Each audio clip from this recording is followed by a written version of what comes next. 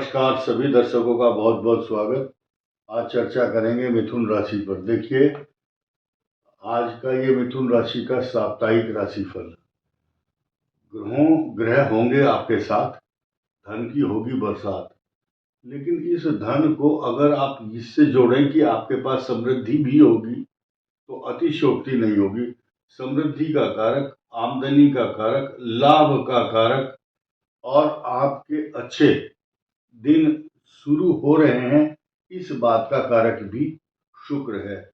लेकिन एक चीज देखना होगा, कुछ लोग जो अच्छी अच्छी बात जब तक हमारी चलती रहेगी तो बहुत खुश रहेंगे कि हाँ भाई बहुत अच्छा है मिथुन राशि का। तो लेकिन जिस समय लास्ट में एक दो ग्रहों ने अगर गड़बड़ की और मैंने कहा भाई ये ग्रह थोड़ा सा खराब है, बोले बस गए, ये तो बेकार है, झूठ बोलता है, अच्छा ज्योतिषी नहीं है, तो भाई जिसको डर लगता है या कड़वी बात पसंद नहीं, वो इस वीडियो को बिल्कुल नहीं देखना। और ये वीडियो मृगशीर, आर्द्रा और पुनर्वसु नक्षत्र के लिए है। ये ग्रहों का विश्लेषण एक सप्ताह का है। आपको एक एक छोटी से छोटी चीज की व्याख्या करने की कोशिश हम कर रहे हैं। और पहले ही आपको बताऊं, 1 और 2 अप्रैल आपके लिए अच्छा परिणाम नहीं दे रही है। 1 और 2 अप्रैल और 23-24 मार्च की जो तारीखें हैं आप नोट कर लेना। अगर ये वीडियो आपको थोड़ा लेट मिलता है तो आप कोऑर्डिनेट कर सकते हैं इस बात को, या जोड़ सकते हैं अपने आप से, मैच कर सकते हैं कि 23-24 कैसी रही या 1 और 2 अप्रैल कैसी है। आप अनुभव करेंगे ये बहुत ही आपको अलर्ट करने के लिए बताई गई है। आप ध्यान दीजिए, मृगशीर, आर्द्रा और पुनर्वसु नक्षत्र के जो जातक हैं, जो जिनकी ये राशि है मिथुन, आपका लग्न कोई भी हो 1 से लेकर 12 तक, आपके लिए ये एप्लीकेबल होने वाला है वीडियो और बड़ा इंपॉर्टेंट है। आप एक चीज ध्यान देंगे, हेल्थ को लेकर के बहुत सारी कुछ परेशानियां चल रही थी, अब वो ठीक हो रही है। जब शुक्र एकादश में आता है तो हेल्थ अच्छी रहती है मनुष्य की और रहेगी। संतान के लिए भी उन्नति, संतान की तरक्की, आपकी अच्छी सोच, अच्छे विचार तथा और कई सारे पॉजिटिव काम होने वाले हैं। आजकल रोमांस को लेकर के आप ज्यादा उत्साहित हैं। अच्छे गीत गाना, अच्छी सोच विचार, मनोरंजन के प्रति आपका लगाव निरंतर बढ़ता ही रहेगा। जो लोग अच्छे लेखक हैं, पत्रकार हैं, फिल्मों में काम करते हैं, जिनका काम ऐसा है जो कला से संबंधित है और वायरल होता है, वो लोगों तक पहुंचता है, अधिक लोगों तक। देखिए, पत्रकारिता लोगों तक पहुंचती है, फिल्में, आपकी लेखन कार्य, आपकी कला और प्रतिभा को निखारने और संवारने का काम इस समय इनकम हाउस में जो शुक्र बैठे हैं वो कर रहे हैं। और दूसरी बात, ये गज केसरी योग आपको माननीय व्यक्ति के रूप में सजा रहा है, उच्च पद पर सुशोभित कर रहा है।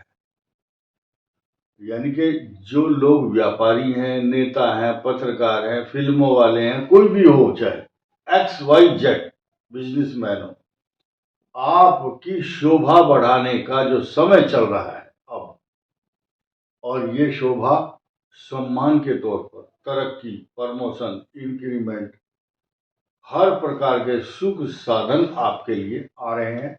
जिनके यहाँ संतान नहीं है वो संतान होगी, जिनके यहाँ विवाह अभी तक नहीं हो रहे थे वो विवाह की झड़ी लग जाएगी। अप्रैल, मई, जून ये महीने ऐसे हैं, इसमें निरंतर विवाह के योग बन रहे हैं।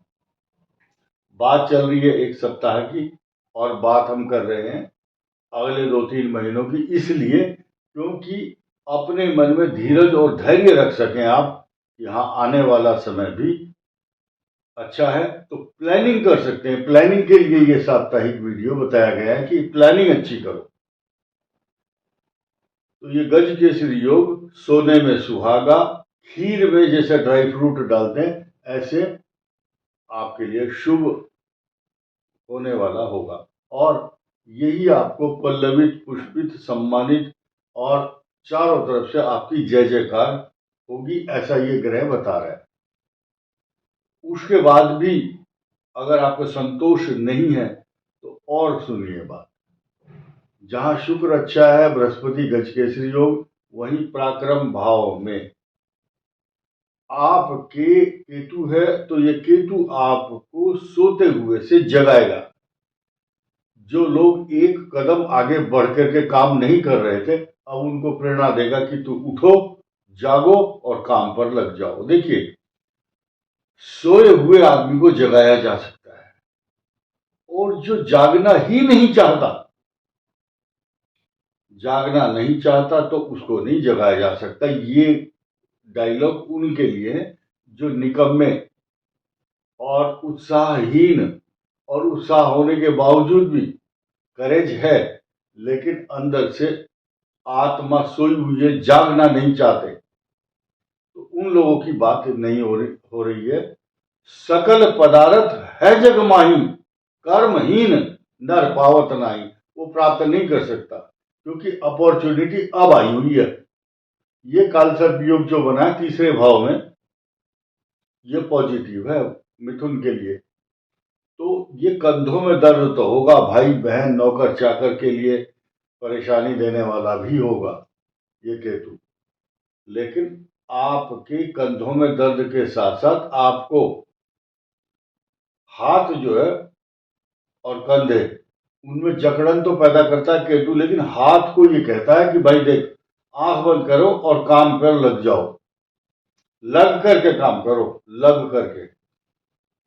2-3 दिन का जो समय होगा वो खराब होगा। 1-2 अप्रैल और 23-24 मार्च ये अच्छी नहीं है आपके लिए। अब ध्यान दीजिए कि धन स्थान तो बहुत मजबूत है, हेल्थ, कैरियर और आपका प्रमोशन, ये इस दृष्टि से अच्छा परिणाम मिल रहा है आपको। इसके साथ साथ आपका इंक्रीमेंट बढ़ेगा, तनख्वाह बढ़ेगी, और उसके बाद आपके जो भी सोचे हुए काम है मनोरथ पूर्ण होंगे। साथ साथ जो व्यापारी वर्ग है उसके लिए तो इस समय सबसे अच्छा समय आ रहा है, लेकिन गलत काम नहीं करना, गलत काम करोगे तो फंसोगे, क्योंकि नवम भाव में जब मंगल होता है वो आदमी को फंसाता भी है, क्योंकि राहु के साथ है। राहु के साथ अनीतिपूर्ण कार्य के कारण आदमी फंस जाता है। भाग्य में उन्नति करने वाला ग्रह कौन सा है? मिथुन राशि का स्वामी बुध भाग्य स्थान में, तो भाग्य को ऊंचा उठाएगा, भाग्य से धन भी आएगा, क्योंकि लाभ स्थान का स्वामी मंगल साथ में है। विरोधी धराशायी होंगे, विरोधी आंख उठा करके नहीं देख पाएगा आपके सामने, और जो भी कंपटीशन में आपके सामने आएगा वो अपने मुंह की खाएगा, अर्थात पराजित हो जाएगा। पराक्रम बढ़ता रहेगा, और इसके अलावा गजकेसरी योग जो है आपकी कुंडली में, ये बहुत बड़ा परिणाम देने वाला है। अचानक उछाल आएगा आपके जीवन में, अचानक उछाल अच्छे वाला। अब लास्ट में जो खराब बात है वो भी सुनते जाइए, लेकिन जिनको अच्छा नहीं लगता वो छोड़ दीजिए इस बात को। सूर्य और शनि 10वें भाव में है। सूर्य यहाँ का कारक माना गया है, कर्म स्थान का, सरकार का, राज दरबार स्थान है, इसका भी स्वामी सूर्य है। अब सूर्य यहाँ कर्म भाव का स्वामी या दशमेश, वो है काल पुरुष की दृष्टि से इस भाव का स्वामी। दोनों की हक की लड़ाई है, हक हकूक। सूर्य कहता नहीं मेरा प्रभाव, मेरा प्रभुत्व होना चाहिए, लेकिन शनि कहता है मेरा कर्म क्षेत्र है, मैं यहाँ का मालिक हूं। इस बात को लेकर के इन दोनों में द्वंद्व रहेगा, इसलिए नौकरी से संबंधित, व्यापार से संबंधित जो समस्याएं चलेंगी उनको तो चुनौती के रूप में आपको देखना ही है। साथ ही साथ पिता पुत्र के बीच में ये जो सामंजस्य है वो अच्छा नहीं है। ये परस्पर शत्रुता, घृणा और द्वेष उत्पन्न करेगा।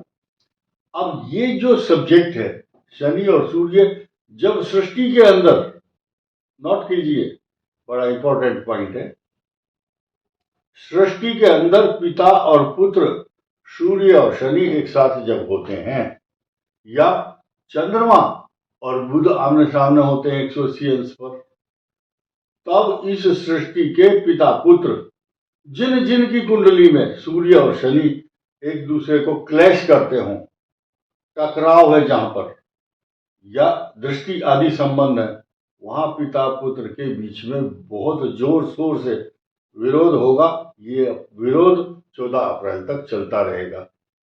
अब ये सारे सारे ग्रह जितने भी हैं, इनके सभी के पॉजिटिव इफेक्ट देंगे ऐसा नहीं है, या आपके ग्रह खराब भी चल रहे होंगे पुराने समय से, तो ऐसी स्थिति में आपको दो काम करने हैं। सूर्य को जल देना, शनि स्तोत्र का पाठ कर सकते हैं आप, पिपलाद ऋषि के द्वारा लिखा हुआ, या राजा दशरथ कृत शनि स्तोत्रम। और ये जो मंगल ग्रह है भाग्य स्थान में, यही आपकी मनोकामना पूर्ण करेंगे। मंगल के जाप, मंत्र जाप या हनुमान जी की उपासना करना, इन सब परेशानियों की रेमेडी होगी। इस वीडियो में इतना ही। धन्यवाद, नमस्कार।